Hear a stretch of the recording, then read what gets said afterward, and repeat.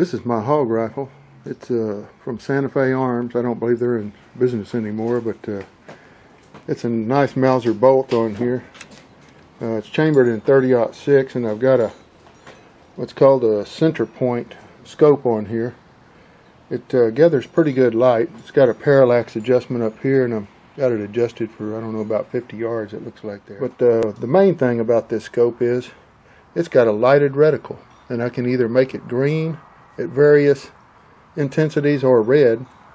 Green is too bright for me, but I shoot it with the red as low as I can get it when I'm hunting at night on hogs, and it's also got a variable magnification that'll go up to 16, from 4 to 16 I believe it is.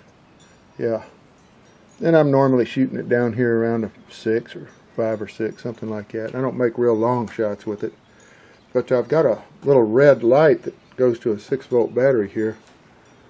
And the beam that comes off of this comes down here on this front sight.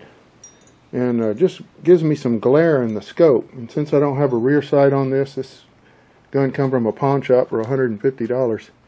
I'm going to go ahead and see if I can get this front sight off. Now, one thing you want to note if you're trying to remove a front sight, if you've got a dovetail that it just slip or slides in, and they can be plenty tight, dovetails just by themselves are a friction fit. This is not a dovetail friction fit, and it doesn't have any screws in it. So it has been soldered on, and I put a little heat on it and discovered a little heat ain't gonna get it done. That means it must be silver soldered on, and that means this barrel has just about got to be glowing red to get that thing off. So you got to be real careful when you get up to those temperatures. You could warp your barrel or something. So I'm going to try and put most of the heat actually on this sight. I'm going to be using some gloves to kind of help protect my hands, as well as the sunglasses, or these are glasses that are actually rated for a cutting torch. So I'm going to go ahead and suit up and then strike this torch up. Now I'm going to go ahead and get my vice grips and kind of check them out, make sure that they're going to get a good hold on this thing when I get it heated up. I don't want to have to be adjusting on anything, because when it gets hot, hopefully it's going to just slip right off of there. So I just want to make sure I got a good grip on it. That's pretty good there, so I'll have my vice grip standing by ready to go. Now, if you're really a little bit skittish about getting your barrel too hot, you could always take this into a gunsmith and they can do it, or you can, there we go, or you could even have it milled off.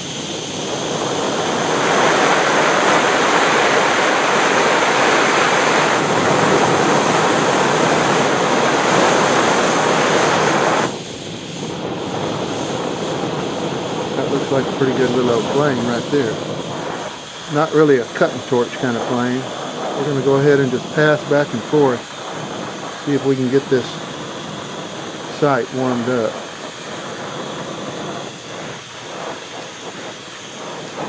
Go around to this other side, get a little bit over here.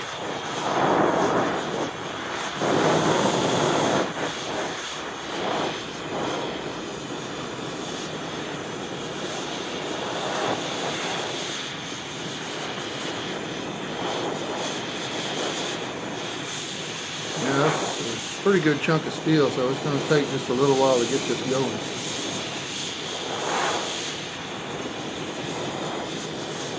Trying to hit it right in that joint where the sight has come to the barrel. It's starting to glow down here on this end a little bit. That sight is. So it's getting pretty warm.